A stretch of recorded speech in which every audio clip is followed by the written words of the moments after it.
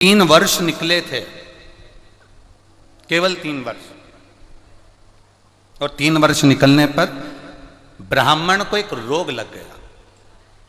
सोमनी के पति को एक रोग लग गया और सोमनी का पति वो रोग के कारणवश अपने प्राणों को त्याग दिया, मर गया, उसके प्राण छूट गए। अब सोमनी का पति मर गया, सोमनी ससुराल में रही। थोड़े दिन तक सोमनी ने अपने नियम को, व्रत को धारण किया, जो एक नारी को करना चाहिए वो नियम सोमनी ने धारण किया। उसके बाद सोमनी का मन ससुराल में लगा नहीं, वो अपने पिता के घर मायके चली गई और अपने पिता के घर में, अपने बाबुल के घर में वो रहने लगी। पर कुछ संगति व्यक्ति की बेकार हो जाती है तो अपना जीवन स्वयं बर्बाद कर लेती, अपना जीवन स्वयं बेकार। थी बड़ी सुंदर, चेहरे पर आकर्षण भी था, बड़ी सुंदरता उसके अंदर समाई हुई थी। अब सोमनी सुंदर थी, आकर्षण था, कुछ सहेलियों का साथ गलत का मिल गया और गलत का साथ मिलने पर वो व्यभिचारिणी हो गई, उसका विचार गलत हो गया, उसकी सोच गलत हो गई, अपने स्वरूप का गलत उपयोग करने लगी, अपनी सुंदरता का गलत उपयोग करती है। और गलत उपयोग करते करते करते करते उसने अपने स्वरूप का गलत उपयोग करा और पर पुरुष को अपनी ओर आकर्षित करना, और आकर्षित करना, उससे धन एकत्रित कर लेना, ये वो सोमनी करने लगी।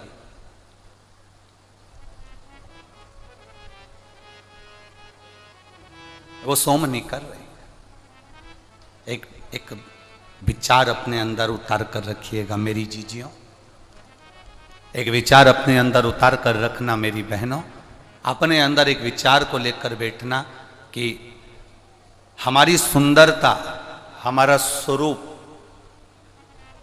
हमारी देह, हमारा शरीर, हमारी सुंदरता, शिव पुराण कहती है ये किसी को लूटने के लिए या किसी को बर्बाद करने के लिए नहीं, हमारी सुंदरता भगवान के भजन के लिए प्राप्त होती है, भगवती स्मरण के लिए प्राप्त होती है।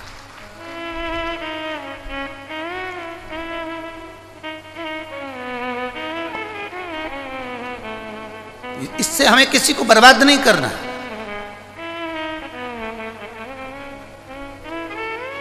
इस सुंदरता से हमें किसी को नष्ट नहीं करना। सोमनी ने अपनी सुंदरता का फायदा उठाया, पर पुरुष गमन करने लगी। समय आया, नगर के लोगों ने, गांव के लोगों ने सोचा ये नारी ठीक नहीं है, ये श्रेष्ठ नहीं है।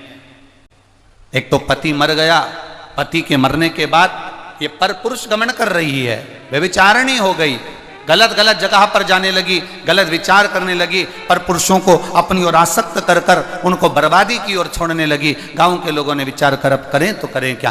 गांव के लोगों ने ब्राह्मण से कहा आपकी बेटी के लिए हम क्या कहें, पिता का दोष क्या होगा उसमें, ये संगत का दोष होता है, गलत संगति अगर हमें मिली है तो उसका दोष हमारे ऊपर आ ही जाता है।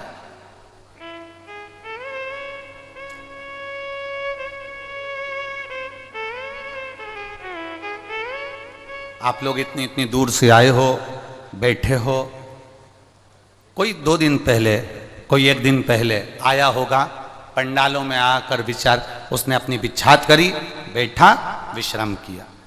5 दिन आप बाबा की शरणागति में हैं, 5 दिन आप बाबा के चरणों में हैं, 5 दिन आप गलत विचारों से दूर हैं, 5 दिन आपको आपके घर का स्मरण नहीं है। घर वालों फोन भी लगाएंगे आपको तो इतना भीड़ होने के कारण आपका फोन नेटवर्क नहीं पकड़ेगा और फोन आपका लग नहीं पाएगा। इतना भीड़ होने के कारण ना तो फोन का नेटवर्क मिलेगा, ना आपकी घर पर बात होगी, ना कोई रिश्तेदार से बात होगी। अब आप अकेले हो और बाबा और आप श्री शिवाय नमस्तुभ्यम मुख से जपते रहो।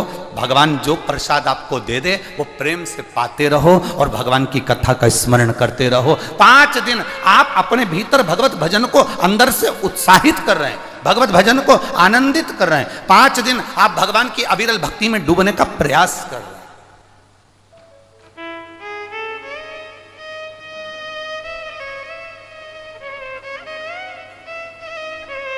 वो कहे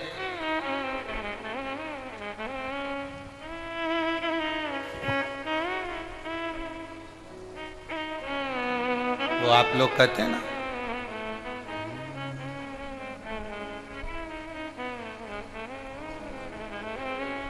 नैना लड़ गए डमरू वाले से, अब घर में कैसे जाऊं।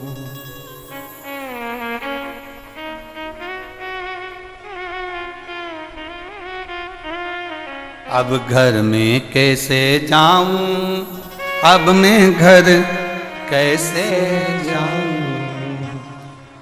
अरे नैना लड़ गए डमरू वाले से, अब मैं घर कैसे जाऊं। घर जाऊं तो मेरी सास लड़त है,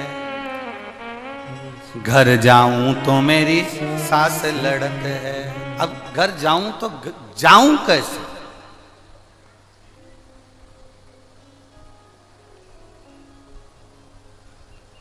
अरे घर जाऊं तो मेरी सास लड़त है।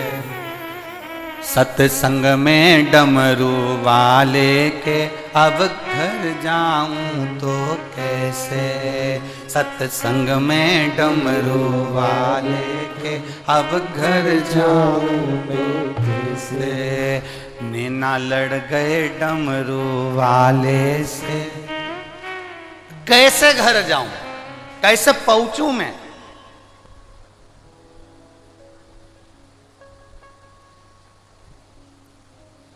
जब नैन लड़ गए भगवान से, अब मन नहीं लगता।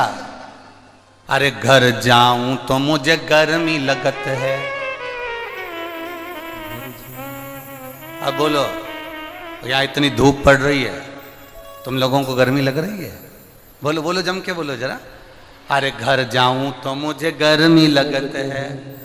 यहाँ पंखा चल रहा भोले का, मैं जाऊं अब करूं क्या जाकर मैं। जब यहाँ स्वयं मेरा शिव थोड़ी थोड़ी देर में, शंकर की उदारता क्या है, शिव कथा का आनंद क्या है। आप बैठे हो थोड़ी देर, आपका मन जब तक कथा में लगा है, आपको गर्मी का महसूस नहीं होगी, गर्मी का एक अंश भी आपको नहीं लगेगा। पर जैसे ही आपका मन उच्चिष्ट हुआ, जैसे ही मन आपका दूर हुआ, जैसे ही मन आपका कथा से दूर हुआ, वैसे ही आपको गर्मी लगना चालू हुई और आपने तुरंत पंखा झेलना प्रारंभ करा। अर्थात भगवान शिव की कथा, भगवान शंकर की एक उदारता, शिव तत्व अपने आप हमारी अग्रण्य होता है। हमें लगता है कि हमारा शिव हमारे साथ में है, हमें लगता है हमारा शंकर हमारे साथ में है, हमें लगता है हमारा शिव तत्व हमारे साथ में है।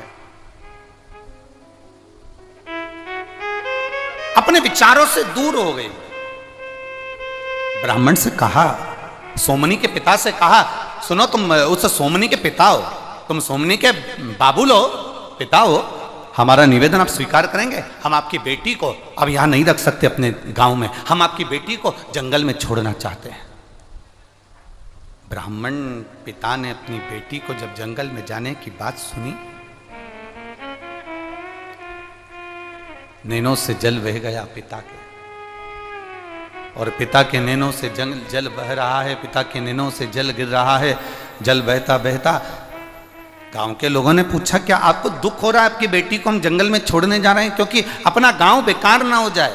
पिता ने कहा, समाज के लोग जो जाने वो करें, मना नहीं। मैं बेटी को एक बार समझाता हूं। बेटी को समझाने का प्रयास किया, बेटा सुनो, ये अपने विचारों को जरा बदलिए, गलत संगत को थोड़ा सा बदलिए। ए सोमनी, मेरी बेटी, तू ब्राह्मण की बेटी है, तेरा पति ब्राह्मण था, प्राण छोड़कर चले गया, तू सुंदर है, आनंदित है, हम मना नहीं करते, तू युवान है, हम मना नहीं करते, पर बेटी अपने जीवन को सही तरीके से जियो। जरूरी नहीं कि सुंदरता को किसी पर पुरुष को आसक्त करने में लगाया जाए। अगर भगवान ने मौका दिया है तो इस शरीर को परमात्मा के भजन में लगाया जाए तो वो श्रेष्ठता होगा। सोमनी समझे कहां, सोमनी समझ कहां रही है। सोमनी विचार कहां कर रही है, नहीं समझी सोमनी। गांव के लोग उसे जंगल में छोड़कर आते हैं ना, उससे पहले सोमनी ने विचार कर लिया कि मेरे पिता रोज मुझे ज्ञान देते हैं, रोज मुझे ज्ञान देते हैं। इससे पहले वाली कथा जो राजगढ़ में हो रही थी, हमने उसमें एक बात कही थी, ज्यादा भोजन किसी को दोगे वो छोड़कर चले जाएगा। ज्यादा प्यार, ज्यादा प्रेम आप किसी को दोगे वो छोड़कर चले जाएगा। ज्यादा ज्ञान आप किसी को दोगे वो छोड़कर चले जाएगा। एक माँ अपने बेटे को अगर ज्ञान दे, क्या दिन भर घूमता रहता है, क्या दिन भर लगा रहता है, अरे बेटा बनो तो राम बनो, बनो तो श्रवण बनो। एक दिन बेटा भी मुख से कह देता है, माँ क्या राम और श्रवण बनने की बात करती हो, कभी कभी तो कह दिया करो भगवान कृष्ण बनो, तुम राम और श्रवण बनने की बात करती हो। माँ ने कहा बेटा मैं तुझे कृष्ण बनने को भी कह दूं, पर बात इतनी सी है, तो भगवान कृष्ण का चीर चोरी का स्मरण करेगा, तो भगवान का मक्खन चोरी का स्मरण करेगा, तो भगवान के उन्हें लीलाओं का स्मरण करेगा। वो भगवान की लीलाओं को तू जानता नहीं है, तू भगवान की लीलाओं को समझता नहीं है, पर तू उनको गलत तरीके से विचार करेगा। इसलिए मैं तुझे कृष्ण बनने को नहीं, मैं तुझे राम बनने को, श्रवण बनने को कहती हूँ। इतने में बेटे ने कहा, माँ मैं राम बनने को तैयार हूं। जैसे दशरथ जी ने अपनी सारी सत्ता राम जी को सौंपी थी, पापा जी से कही है तिजोरी की चाबी मुझे सौंप दे, बोलो पापा। इतने में तो मां ने झाड़ू उठाई और जो झाड़ना चालू करा। मां जब झाड़ती है ना, वो झाड़ना इतना प्रबल होता है कि अच्छा अच्छा जानिया भी नहीं झाड़ पाता, जिसके शरीर में भूत प्रेत आते वो भी नहीं झाड़ पाते, जो मां झाड़ देती है। पहले तो झाड़ती हाथ से नहीं है, पहले झाड़ती मुंडा से है, और मुंडा से भी बाद में झाड़ती है। पहले तो इतनी घूर के तो वो अगर अपने पति को भी देख ले तो वो भी झड़ जाए। तो झाड़ने की तो बात दूसरी है, घूर के देख ले बस। तुम देखना कहीं शादी में पति बड़े खुश होकर बात कर रहा हो अपने पुराने दोस्तों से या अपने पुराने दोस्त लोगों से, बहुत हंस के बात कर रहा, इतने में पत्नी बस वहां पर बफेट खा रही है और घूर के देख ले। उतनी देर में तो पति भी, मैं अब भी आया 2 मिनट में, बस अब भी आया, गया, चले गया।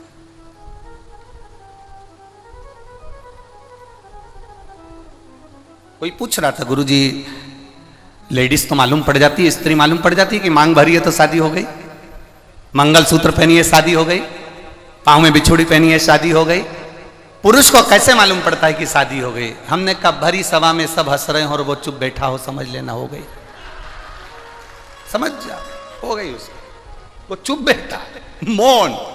इतना अच्छा संवाद चल रहा है, इतने अच्छे से सब एंजॉय कर रहे हैं, सब घूम रहे फिर रहे, मस्ती मजाक कर रहे, और वो एकदम मुसद्दीलाल जैसा चुप। समझ जाओ हो गई, बस इतनी में समझदारी हो गई, समझाया। अधिक अगर भोजन ज्यादा दोगे ना तो वो छोड़कर चले जाएगा। आप प्यार ज्यादा दोगे ना, प्रेम आप दीजिए, किसी को बहुत ज्यादा प्रेम दीजिए, बहुत स्नेह दीजिए, मेरा बेटा, मेरा बाबू, मेरा स्नेह, मेरा स्नेह, बहुत प्रेम दीजिए। जिसको आप ज्यादा प्रेम दोगे वही छोड़कर चले जाएगा। आधे में भोजन आधा छोड़कर चले जाते हैं ज्यादा देने पर। प्रेम ज्यादा मिले तो आधा छोड़कर चले जाते हैं प्रेम में। और ज्ञान माँ ज्यादा दे, बेटे से कहे ऐसा कर ले, वैसा कर ले, वैसा कर ले, बाबू ऐसा कर लो, भाई से कहो, किसी को ज्यादा देने का प्रयास करो, वो नहीं लेगा, नहीं लेगा। अभी अभी हम ही यहाँ पर बालोद से कहते थे कि बालोद में पूरे सावन का 1 महीना कथा होगी। अगर हम कह दें तो ये तुम जितना बैठा हो ना, उसमें से आधे से आधे सब खसक लेते कि महाराज इतना लंबा ज्ञान नहीं चाहिए हमें, तो वो 5 दिन का 7 दिन का दे दो दादा, बहुत होता है। तो ज्यादा अगर देवे तो कौन लेवे, आधा अधूरा में चले जावे। तो यहां तो शिव पुराण कर रही है, भोजन ज्यादा दोगे आधा छूट जाएगा, प्यार ज्यादा दोगे आधा छूट जाएगा, ज्ञान ज्यादा दोगे आधा छूट जाएगा। और ब्राह्मण ने अपनी बेटी सोमनी को समझाया, सोमनी सुन बेटा ऐसा है, बेटी को समझाया तो बेटी के दिमाग में कहाँ आया, और बेटी अपने पिता का घर छोड़कर भाग गई, एक जंगल में चली गई। जंगल में उसको लगा कि अब ये गलत आ गई, मैं अच्छा पिता के घर रह रही थी, अपने बाबुल के घर रह रही थी, पर जंगल में मैं आ गई। और जंगल में पहुंचने के बाद सोमनी का मन नहीं लग रहा, अब करूं तो करूं क्या, विचार करा क्या करा जाए। मां घूम रही थी, अब मेरी सुंदरता किस काम की इस जंगल में, मेरी इतनी सुंदर युवान अवस्था किस काम की इस जंगल में, अपने विचारों को मनन चिंतन कर रही थी। तभी एक जंगल में रहने वाला, एक जंगल में रहने वाला एक व्यक्ति जो मांस का आहार करे, मदिरा का आहार करे और जो गलत विचार में, गलत विचारों में पड़ा रहे, ऐसे गलत व्यक्ति ने उस सोमनी को देख लिया। सोमनी को देखा और देखकर उसने देखा कि बड़ी सुंदर है, तो बड़ी आकर्षणता है इसके अंदर, बड़ी सुंदर है ये। सोमनी को बुलाया उसने। सोमनी जाने को तैयार नहीं, क्योंकि दिखने का अच्छा नहीं था, बुरा लग रहा था, बड़ा भयंकर था, डरावना था। सोमनी उससे भागी और पकड़ कर लेकर आया, अपने भवन में रखा। सोमनी भूख से बिलक रही थी, उसने भोजन दे दिया। उसने किया, थोड़े थोड़े समय के बाद उन दोनों का स्नेह बढ़ा, दोनों ने प्रेमवश आनंद में विवाह कर लिया। अब सोमनी भी उसके जैसी हो गई, जैसे वो मांस का आहार करता है, सोमनी ब्राह्मण की बेटी होकर भी मांस का आहार कर रही है। जैसे वो मदिरा का पान करता है, सोमनी मदिरा का पान कर रही है। वो जैसे जैसे वो गलत विचारों में पड़ा हुआ था, सोमनी वैसे वैसे विचारों में पड़ती चली गई। समय बीतता बीतता बीतता बीतता 1.5 वर्ष हो गए, 2 वर्ष हो गए। एक दिन पत्नी सोमनी भी मदिरा का नशा कर कर धुत थी और पति भी मदिरा के नशे में कहीं चले गया था। ये ढूंढने के लिए गई पर पति मिला नहीं, इसको मिल नहीं, मिला नहीं। क्या करा जाए, क्या करूं, पति नहीं मिल रहा, नशे में धुत। वापिस आ गई, रात्रि का समय था, प्रकाश नहीं था, जंगल ही जंगल था। इसके दो जगह पर इसने स्थान बनाकर रखा था। एक स्थान पर गाय को बांध कर रखती थी दूध के लिए, और दूसरा स्थान था जहां बकरी और भेड़ को बांध कर रखती थी आहार के लिए। ध्यान नहीं रहा, रात को लगी भूख और ये इसको जाना था, बकरी और भेड़ बंद थी उस स्थान पर पहुंच गई। ये गाय के स्थान पर गौशाला में, इसको ध्यान नहीं, हाथ में खड़क थी, भूख लग रही थी, तलवार लेकर पहुंच गई और तलवार लेकर इसको लगा कि यही बकरा है। जानकर, एक बकरा जानकर उसने गाय के बछड़े को तलवार से काट दिया। काटा, खींचती खींचती अपने कमरे में, अपने कक्ष में लेकर आ गई। कक्ष में लेकर जो आई और आने के बाद में उसने जो थोड़ा सा प्रकाश में देखा कि मुझसे गलती हो गई, बकरे की जगह ये गाय का बछड़ा मर गया और उसके मुख से निकल गया शिव शिव। उसके मुख से निकल गया 2 बार। क्या निकला है, जम के बोलो जरा, शिव शिव। मुख से निकल गया शिव शिव, 2 बार निकला मुख से।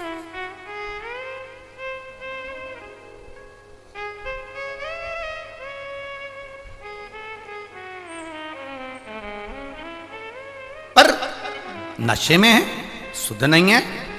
2 बार मुख से शिव शिव निकल गया, नशे में, शुद्ध नहीं,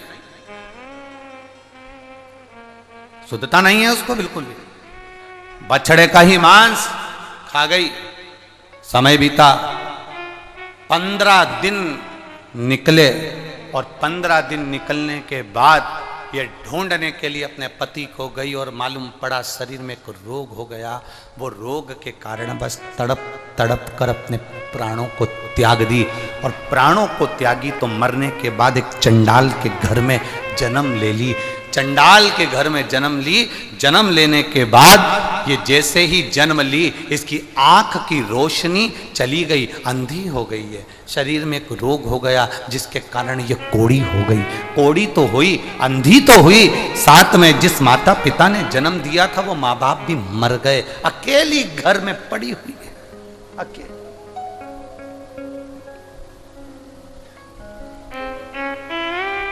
तड़प रही है, बिलख रही।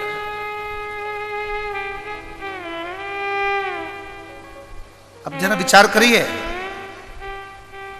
गाय का बछड़ा गाड़ी की टक्कर से भी अगर मर जाता है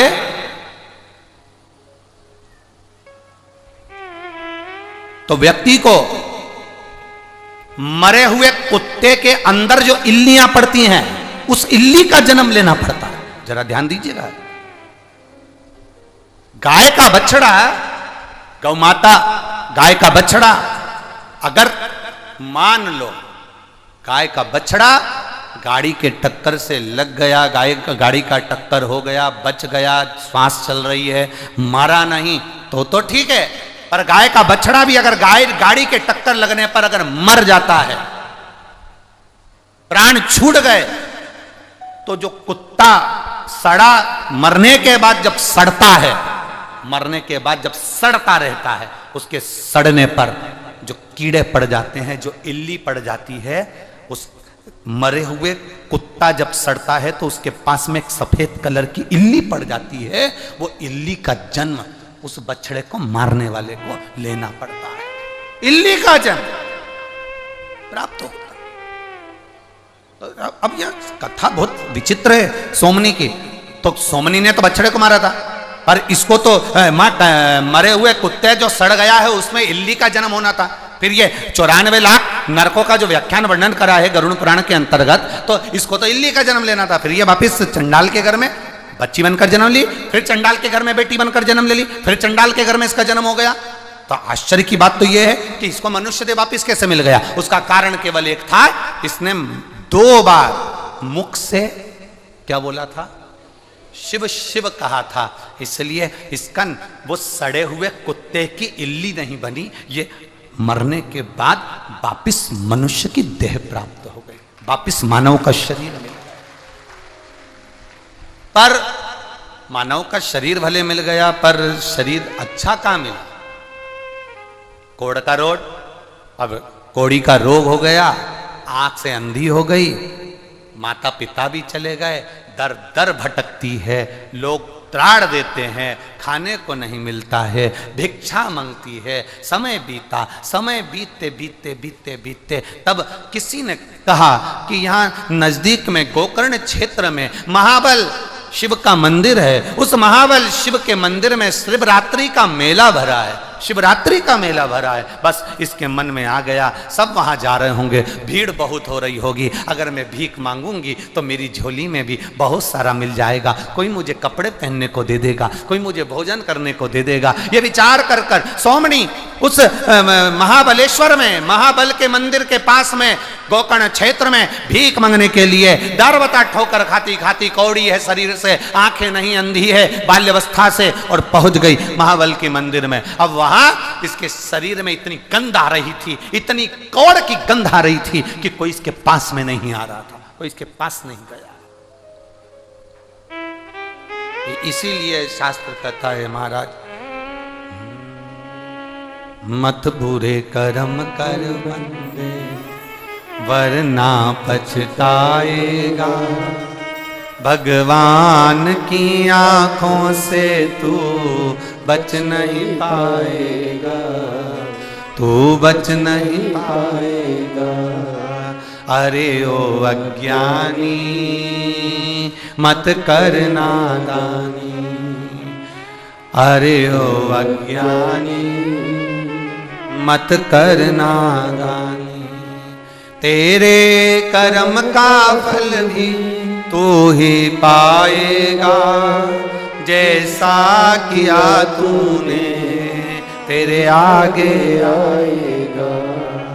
मत बुरे कर्म कर बंदे वरना पछताएगा, भगवान की आंखों से तू बच नहीं पाएगा, तू बच नहीं पाएगा।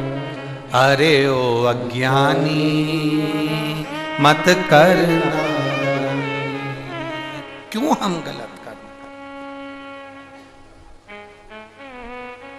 जाएगा जब यहां से कुछ भी ना पास होगा, 2 गज कफन का टुकड़ा तेरा लिबास होगा। जब जाएगा कुछ नहीं जाने वाला, सब धरा रह जाएगा। धरा का धरा पे, धरा की धरा रह जाए, यहीं का यहीं।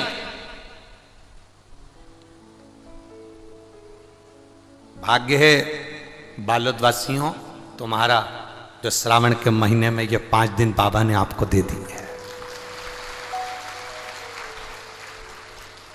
कुछ तो किस्मत लिखा कर लेकर आए होगे जो तुम इतने सारे लाखों की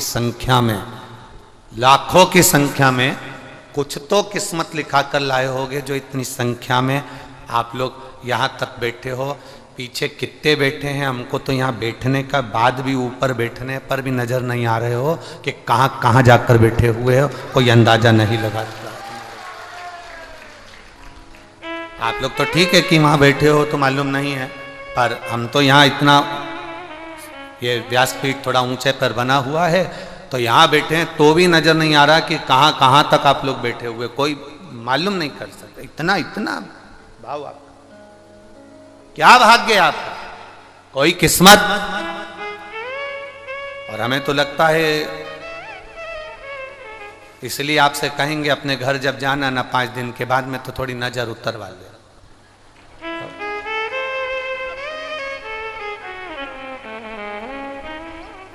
थोड़ा थोड़ा नजर जरूर उतरवा लेना कि कुछ बाबा की कृपा तुम पर हुई होगी, जो बाबा ने आपका हाथ पकड़कर यहाँ तक खींच कर बुला लिया और कथा सुनवा दी। ये शिव कृपा है, वो तो उसकी उदाहरण, उसकी करुणा बड़ी विचित्र, बड़ी कृपा है।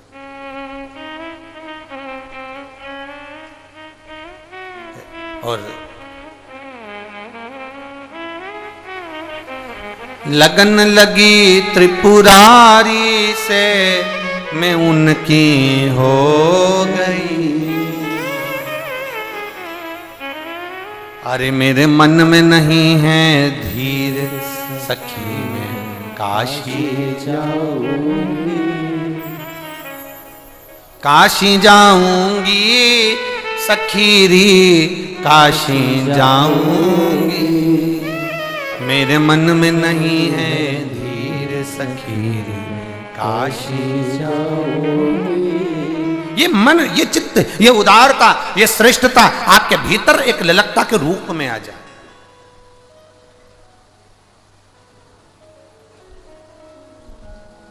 अरे डम डम डमरू वाला बड़ा है मत वाला, डम डम डमरू वाला बड़ा है मत वाला, अरे डम डम डमरू वाला बड़ा है मत वाला, डम डम डमरू वाला बड़ा है मत वाला, डम डम डमरू वाला बड़ा है मत वाला, डम डम डमरू वाला बड़ा है मत वाला, ओ मत वाला, मत वाला, मत वाला, मत वाला, ओ मत वाला, मत वाला, मत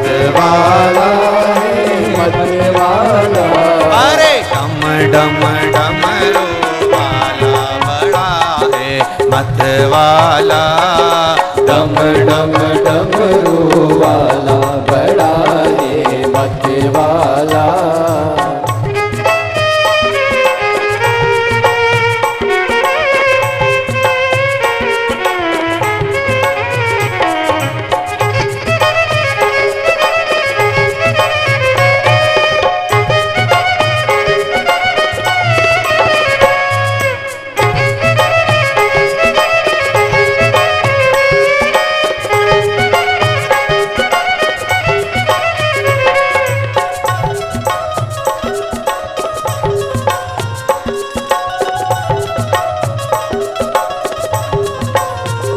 भाव से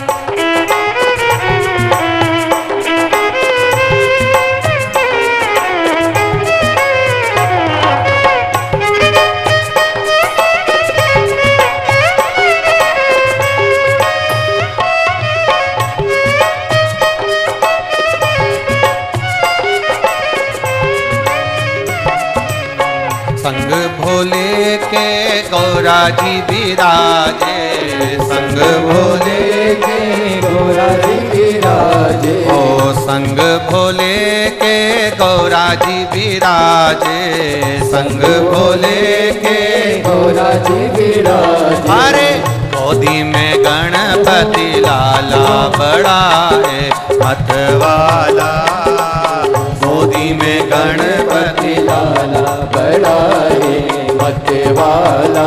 अरे डम डम डमरू वाला बड़ा है मतवाला, डम डम डमरू वाला भाव से। बड़ा है मतवाला।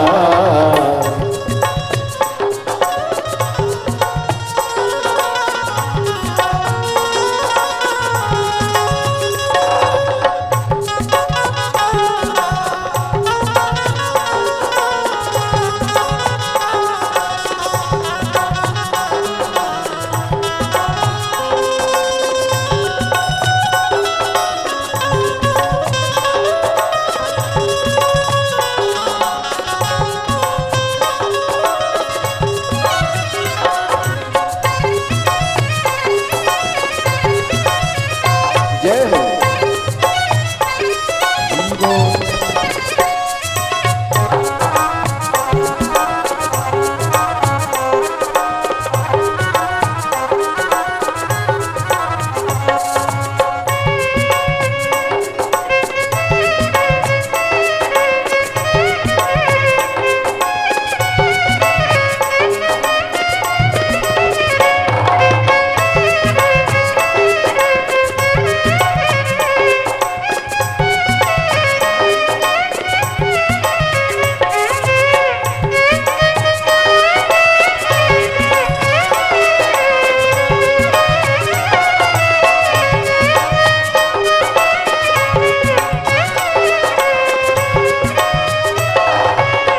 शीश भोले के गंगा विराजे, शीश भोले के गंगा विराजे, शीश भोले के गंगा विराजे, शीश भोले के गंगा विराजे, शीश भोले के चंदा विराजे, शीश भोले के चंदा विराजे। मस्तक पे गंगा की धारा बड़ा रे मतवाला, मस्तक पे गंगा की धारा बड़ा रे मतवाला। अरे डम डम डमरू वाला बड़ा है मतवाला, डम डम डम डमरू वाला बड़ा है मतवाला, डम डम डमरू वाला बड़ा है मतवाला।